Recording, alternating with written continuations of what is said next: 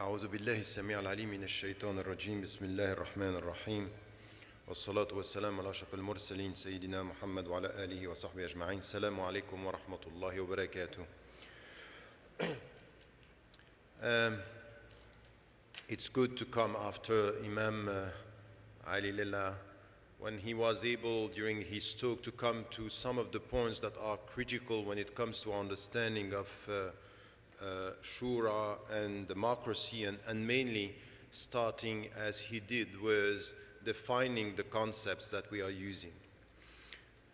And I will rely on that in my talk and come to some critical questions that we have to ask, and especially for us living in the West within democratic systems, and where we can get also a better understanding of the assets and the liabilities within the system, because as he said, and I think it's important, our take on the discussion is not just to show how much we can be democratic when we are Muslims, but in which way our understanding of our principles are going to contribute to the current discussions. And I have been working on this for the last, in fact, 30 years. The first time I wrote about Shura and democracy, and this discussion was a long time ago, and books have been written about that. And for the people, once again, I'm always referring to this because the problem that I have with conventions is that you listen and sometimes you don't read enough. And for this, you have to be committed to reading, to try to understand. So books are there. There is one book that I wrote, I think, at the beginning of the 90s called Islam, the West and the Challenges of the Modernity, where I'm tackling this very issue, democracy and Shura. And on my website, you can go there, you will find articles where I'm tackling this, now in the 3 languages, in English, in Arabic, and in French. And we have been working in the Center for Islamic Legislations and Ethics on 11 fields. One of them is about politics. And we have been working with scholars, ulama, shuyukh, and people who are involved in political sciences and trying to deal with this very question about the political system from an Islamic viewpoint in practical terms. And we had a seminar, this was a few months ago, with scholars working, and people have been writing about this for the last 50 years. Sheikh al-Qardawi was there, even Hassan al-Turabi, but we had also Kamali who was with us, and other people in practice, John Esposito, who have been writing about this for the last decades, and trying to get to our understanding of what is our vision in the political system.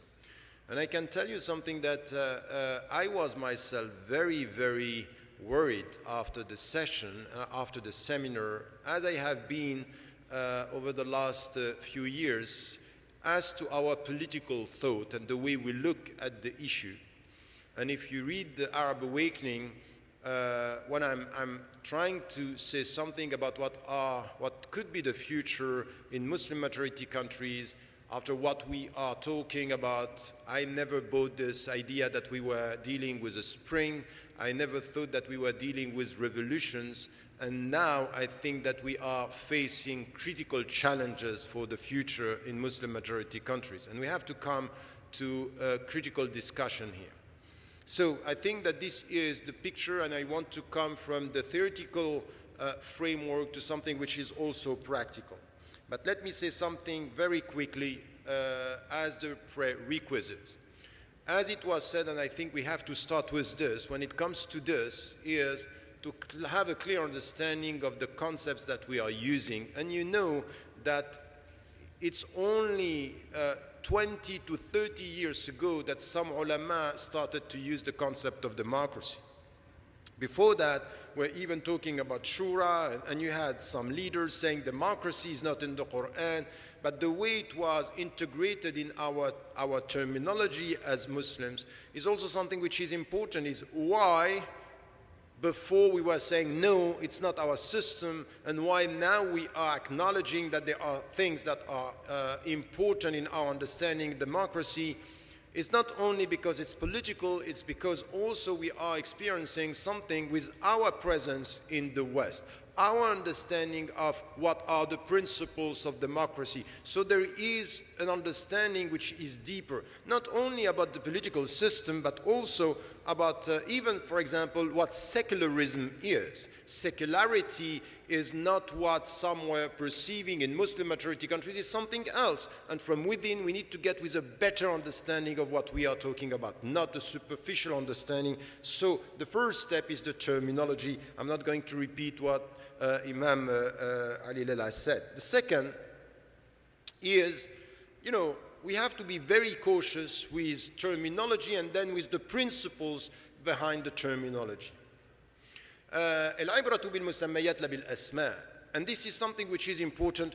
Our discussion is about what do you mean with this concept and not the concept itself. I'm not going to say, oh no, democracy is not shura because shura is the Arabic word. We need to come say, okay, tell me what are the principles of shura and tell me what are the principles of democracy.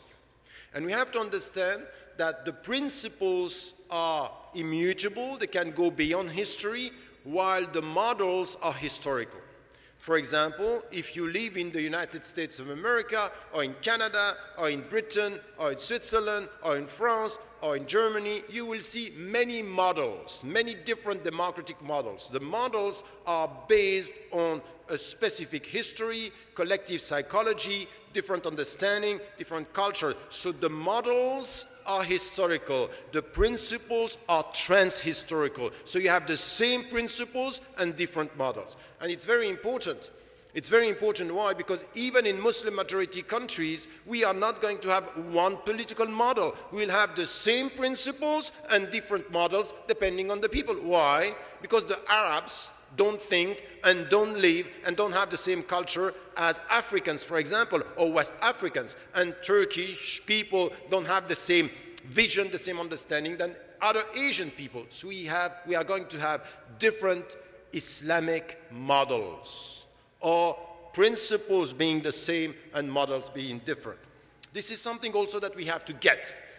Why? Because the political structure is not aqidah. Al-Aqidah is the same. The way it's going to be translated into structures, into dynamics, into articulating some principles with the current culture or the surrounding culture is something that has to do with the people. And we need to get this. We can't just come say, tell me what is Islamic. I want an Islamic model. I'm sorry. There is a set of Islamic principles, but we have many models.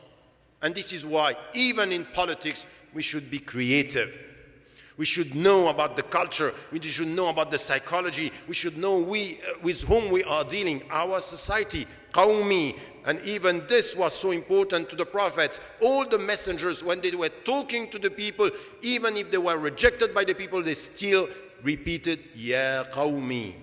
And you, in the United States of America, you should get it right. You should be able not only to say it with your mouth, but you feel it with your heart and to get it in your body. It's a feeling, Ya qawmi, this is my society, this is where I live, and this is where I have to contribute. Now, we also have to go from theory to practical concerns that I will just raise as a second part of my talk. Having said that now, let me say something which very quickly, and I'm going to challenge you on that. Very often as Muslims, we say, you know what, as Muslims, there is no difference for us between religion and politics. And I'm challenging you because I say that's wrong. There is a difference in Islam between state and religion. In fact, in the modern and contemporary Western tradition, when we say there is a difference between state and religion, in fact, what we mean is there is a difference between the two authorities. One authority is a top-down. It's coming from Allah, sami'na wa ata'na. We get it because this is coming from Allah. The other authority is a bottom-up. It means it's negotiated by the people to get a political decision. And so this is why we are making a difference between the two authorities. Is this alien to Islam? It's not alien to Islam. And some philosophers, even in the West, are saying and said in fact, this distinction between two authorities came to the West through the Muslims and not the other way around. Now we have people coming to us say, we need to teach you this. And we are doubly alienated because it's in our tradition and we talk to the people as if it was coming from them because we don't know our tradition. And the first story came with Ghazwat Badr, when the companion of the Prophet ﷺ went to the Prophet and told him, where we are here, is this coming from you or is it a revelation or coming from you? He said, it's coming from me. And he answered, so it's wrong. Meaning, if it's top down coming from Allah, sami'na wa ata'na. But if it's your opinion and it has to do with war and strategy, I'm challenging your opinion. Meaning, he differentiated between the authority of Allah, not disputed, and the authority of the leader to be disputed, because this is where we are involved in a discussion. On one side, this is the Shura that is going to be organizing these opinions. On the other side is the way you deal with al-aqidah, you deal with al-ibadah, you don't discuss this. We in Islam have something which is important here. So we distinguish the authorities, but with one condition. As much as we rely on what is coming in the revelation when it comes to al-aqidah, wal-ibadat, and the obligations and the prohibition, when it comes to our social affairs, masalih al-nas, the public interest, al-ma'ruf, al-halal, wal-haram, we always connect the two authorities with ethics, with morality. We always want to have ethics in politics. And if there is a lack of ethics and politics, there is something wrong in the business. So we are not confusing the two authorities, but we have a comprehensive way to deal with ethical concern when it comes to politics. Why? Any power should be subjected to an ethical framework, meaning principles, transparency, honesty, integrity, serving the people, a mandate. And you have to understand that there are rules, al-Muslimun anda shurutihim, that you have agreement, that you have to respect the agreement. This is all about ethics in politics. So all this business that we don't make a difference, we are repeating this, but we are not studying our tradition. And we have to come back to the deep Islamic tradition. Now, something which is said, I told you, don't be confused with the words and the concepts, come to the principles. From an Islamic perspective, if you read all the books that we have in the West about what is a democratic structure or a democratic political system, you will find very quickly, just to summarize this, 6 main principles. The first one, I am talking about principles here. I'm not talking about pleasing the West. I'm talking about the structure, the principles that are helping to translate this into structure. First, rule of law. Second, equal citizenship. Third, universal suffrage. Fourth, accountability. Fifth, separation of power. Sixth, separation of authority. Got that? This is the 6th principle. Come to Shura now. Rule of law, this is something which is essential in Islam. The first Islamic science has to do with the legal framework. Al-fiqh is based on how do we translate the norms into ahkam, and we get the ahkam from the scriptural sources, and we translate this in a collective dimension. Individual and collective. Rule of law. Universal suffrage, this is exactly what happened, and the concept of the liberation, what happened in Ghazwat, just before Ghazwat Uhud, is based on a majority system. We don't have a problem with this, that the universal suffrage is a majority process. Third dimension, equal citizenship. This is something which was so important in our understanding first of Al-Ummah, when the Prophet ﷺ talking about the Jews within Medina said, "Lahum malana wa alayhim ma'alayna." They have the same rights and the same duties as us within the society. Equal citizenship is something which is not disputable between black and white, men and women, and Muslims and non-Muslims within the society. This is something that we can translate in contemporary terms. Accountability is exactly what Abu Bakr as-Siddiq anhu was saying, if I am right, support me. If I am wrong, direct me, help me. So this is, we are accountable. You cannot just go and do whatever you want. There is a revelation, and there are the people who have to check. You are accountable.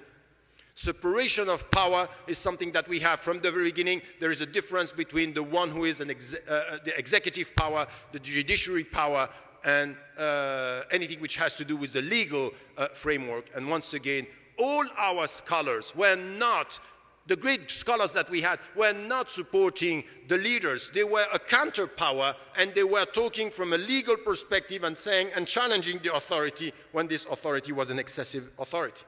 And the last one is the one that I just said, separating authority. We don't have a problem with this. Look at the principles, and you can understand that we are not pleasing the West, but in our understanding of the principles, there is something that is, in principles, having the same prerequisite and conditions, even, and this is where our contribution is critical, but all these principles with an ethical concern.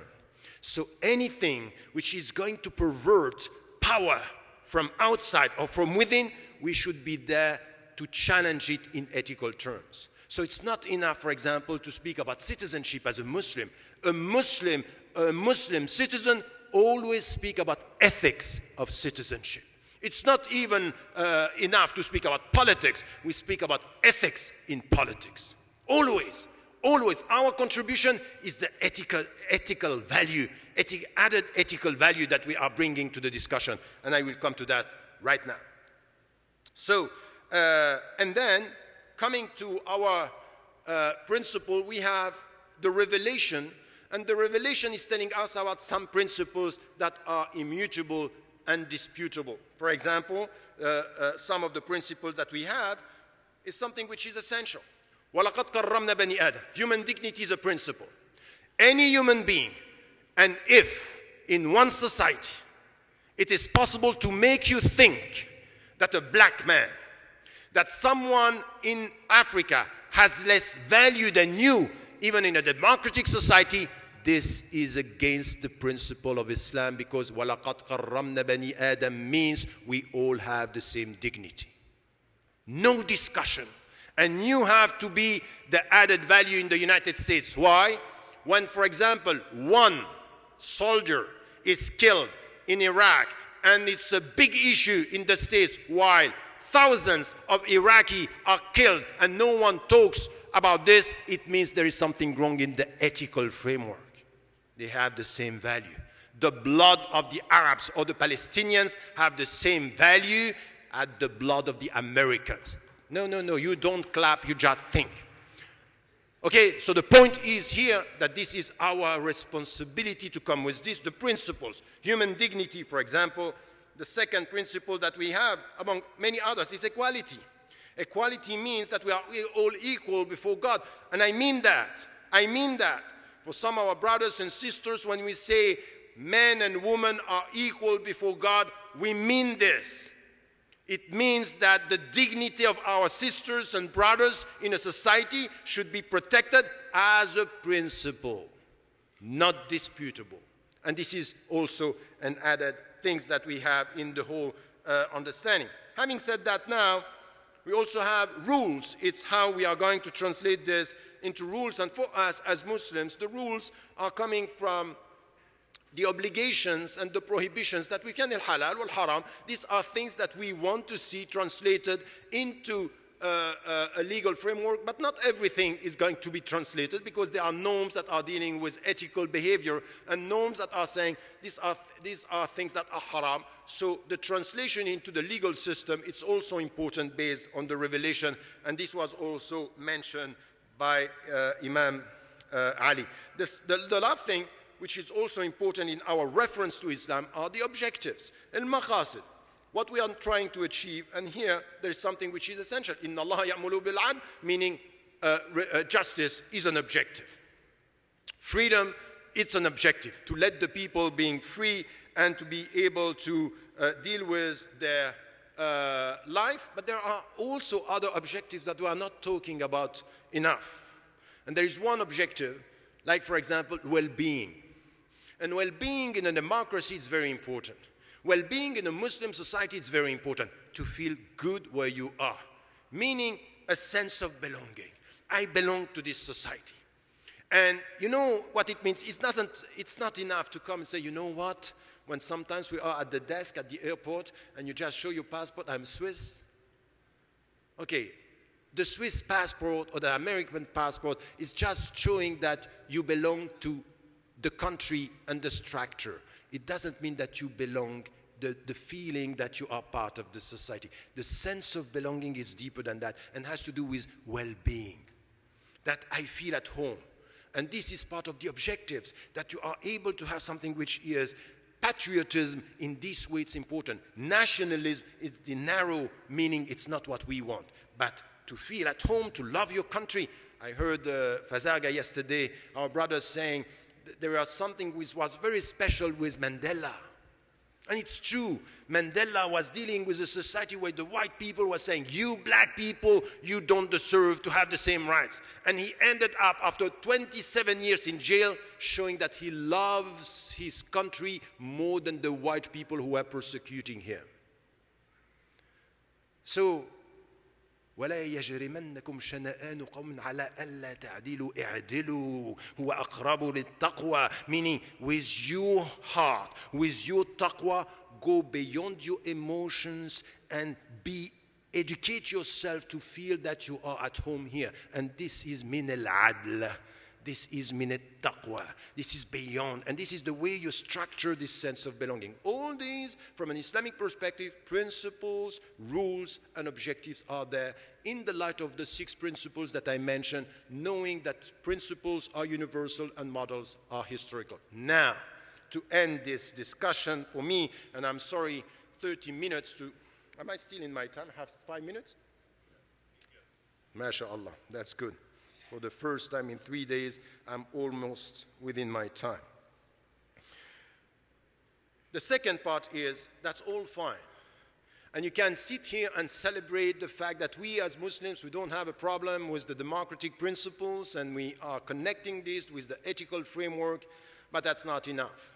We have challenges and we need now to come with critical thinkings. And you, American Muslims, that now your job, you live in a democratic society and you should not fool yourself and you should not just come with a theoretical framework which has no connection with the realities. There are challenges, weaknesses, failures in our democratic systems now in the West that we as citizens, in the name of the common good, we have to challenge. Not to Islamize, but to ask ethical questions about what is happening in our societies.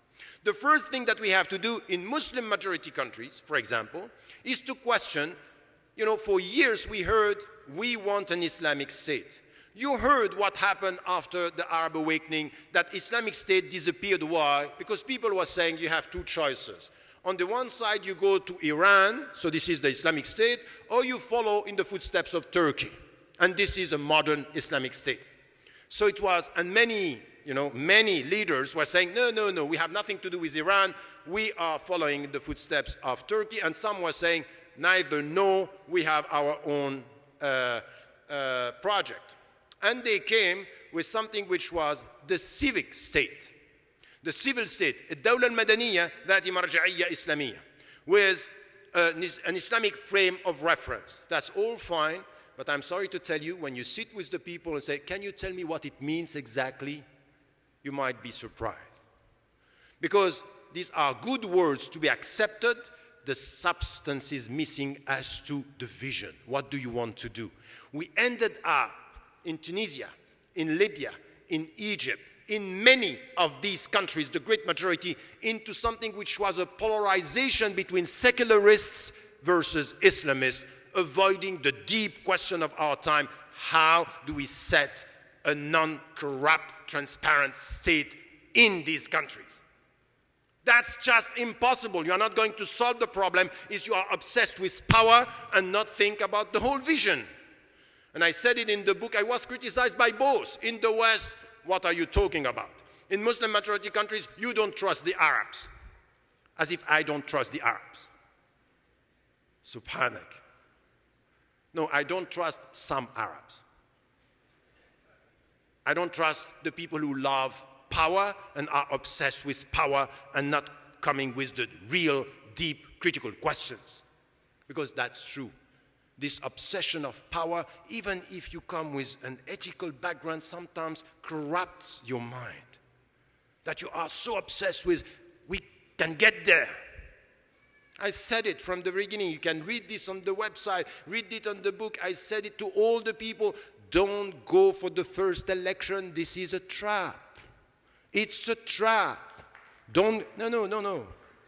They are not here to defend themselves.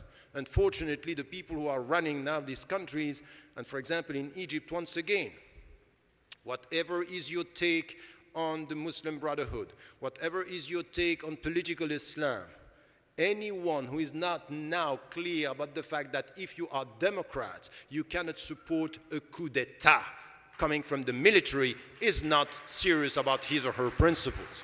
We have to be clear on that, and I was critical with the power before, but I cannot accept this kind of, be cautious and in order to please your Western, even state or even government, you keep quiet on people who have been killed when they were demonstrating without weapons, and some of them are in jail and tortured, and they were elected by the people, and they were asking to respect the rule of law, which is, in fact, the starting principle of anything which has to do with democracy. Now, very quickly, the critical thinking. The first, this is one that we have to come to it from within. But something which is very important and which is missing in our societies. You speak about democracy in the United States of America. There will be no democracy if there is no civic education. Civic education means know how it works within the society, know the law, know the system. The great majority of the Americans, the great majority of the Westerners in their society are not dealing with civic education. So they are asked to vote not knowing how it works. And if we are not equipped with an adapted education within the system, it's a joke. How am I going to vote? How am I going to know how it works at the local level? Citizenship is not about only voting for the president. It's to be involved at the local level. It's to be involved at the regional level. It's to be involved at the international level. This means that we need to get a civic education. Where is this civic education? It's not enough. In many countries now, the civic education disappeared from the curriculum. And we can't. To be a Democrat means that you are knowledgeable. This is why there was something very important in the whole understanding of Ahl al-Hal wal-Aqd was people who are informed. Because you need to take decisions. You need to be informed. You need to be equipped intellectually. If there is no education about anything, you don't know how the laws work, you don't know who is going to be elected, and people are telling you, you end up saying, you know what? The great majority of the women in the United States of America voted for Bill Clinton. You know why? Because he's good looking. Oh, great. Nice democratic process. And exactly the same with Obama. Many people are saying he's an African American and good looking. I don't care. That's not the point. Tell me what he thinks. Tell me his program. Tell me if what he said before is what he has done while he was there. And if it's not the case, that's not the good president. That's the point. The point is to check and to be informed. So this is democracy. This is something which is missing. And we as Americans, you as American citizens, you should be involved in the system. And the added value is education, instruction about how it works to be equipped, to be free citizen. This is one. Very quickly, the third thing which is important is what we say, the separation between state and religion. That's fine. We don't have a problem with this. I said it. Now I have a problem. I don't want this separation between state and religion to be a separation between state and ethics. I want more transparency and less corruption. I want to know more about this transparency. All the European and the American and the Western and even Asian democracy have a lack of transparency, not enough ethics in politics. We are all facing this. So we, as citizens, we should come with this added value. We want more transparency, less corruption. And not only in the Muslim majority countries, but here. And the point is that, yes, you are telling us that we need to remove the religion from the picture. But we, as citizens, we want to be clear on that we want the autonomy of the state to be protected also from economic powers. Transnational corporations now have a take on the state decision that we don't decide for. And these transnational corporations are not democratic, but they have the power to change the policy of the state. This is why Bill Clinton, when he was the president of this society, was saying, the people who are running this country are 1% of the people. Guess who? The people who have money, transnational corporations. So you don't want religion to decide for the state. We don't want economic transnational corporations to decide for us. And when in Europe we have this big economic crisis, who came and took over? Technocrats. We didn't even vote for them, but they took over. And they decide how the countries should be run for the sake of money. And if we don't get this, that democracy is nothing if there is no economic stability, we don't understand what is happening in the Middle East now. We are obsessed with political discussions where political power, just read, please read, go on the website and read the article that I posted coming from WikiLeaks, how much Goldman Sachs was involved in training the people who were on the cyber dissidents to push the people in the streets. Why Goldman Sachs? Money, economy, finance. So you tell us the autonomy of the street and you come with economic power. We don't want this economic power to decide for us. This is not democracy. This is alienation. This is politics without ethics. And if you have the president, the French president saying, you know what? We need to moralize capitalism. I say, thank you. Can you moralize capitalism? We can't. We need to come with something which is an ethical framework. And this is a question, my last point. Yes, I know it's over. And it's good that he's talking there, giving me some more time. The last two things that I wanted to say is about media. Because we are talking about fourth power. But you know now how powerful is media. The alternative communication. Now, with the media, you can be so powerful that you can change the opinion of the people. If the people are not educated and they are facing with this powerful media, what are the principles? How are we going to protect the principles of democracy if it's all coming from the media who have so much power on our minds? And this is why we are facing populism everywhere, very powerful propaganda. Look at what is happening now in Egypt. All the media supporting the military in a way where you have not access to anything else. But what is happening there, in one way, it's always happening here. We are talking about Fox News, but it's not only this. The way the media are working are shaping sensitivities, shaping opinions. And if you are not equipped to deal with media, you are going to be lost. We are going to be lost, so we have to deal with this. No real democratic process without education, facing the power of the media. And the problem of the media are not only the way it's written, but who are the people who are owning the media, paying for the media.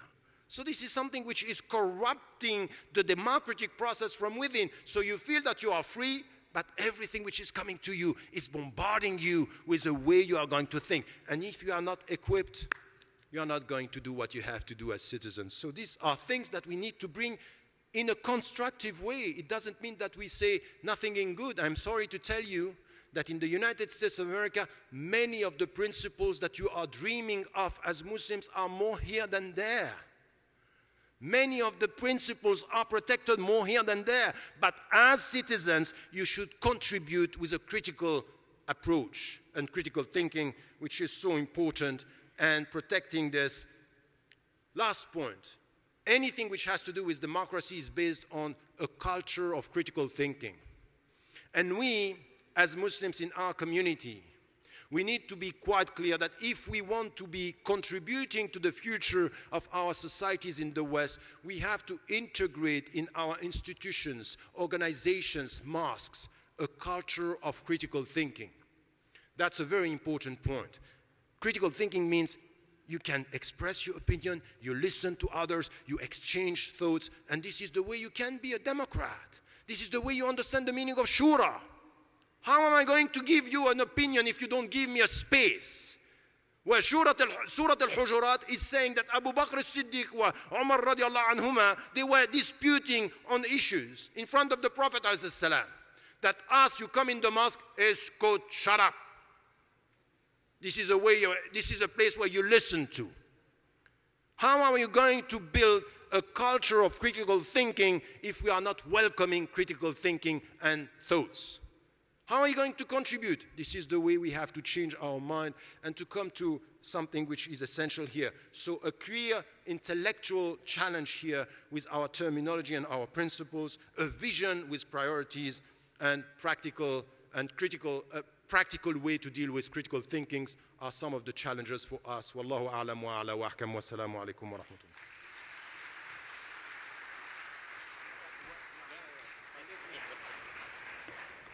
Thank you very much, Dr. Tariq Ramadan. This is an important subject. We are running out of time, so I will ask if we can allow one question to Imam Ali. We have talked about shura and democracy and the definitions. Can we replace the word democracy in Arabic to shura? Can we say that, for example, that we are in a democracy, that therefore it is shura, and if it is shura, is it democracy? Yes. Well, I would answer this with what Professor Ramadan just said. The name does not make a big of a difference. Whether we call it democracy, we call it shura, we need to look at the substance, we need to look at the principles. What do we mean by the terminology?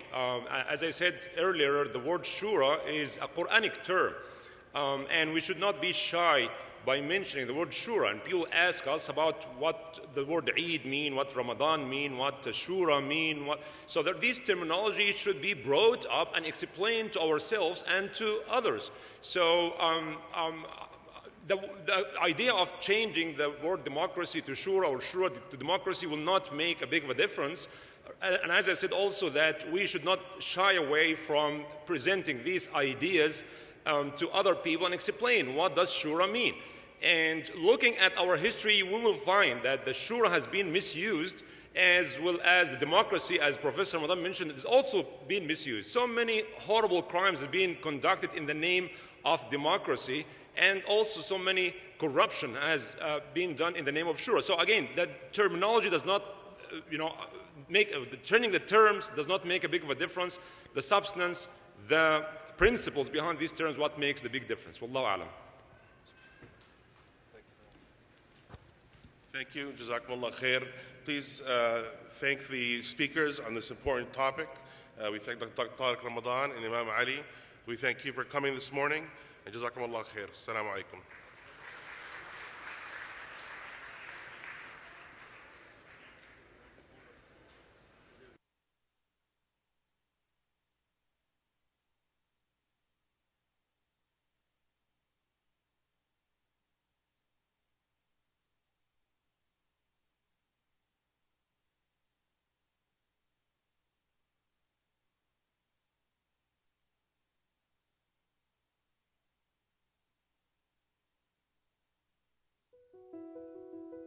For the past 20 years, it's been our honor to serve those in need around the world.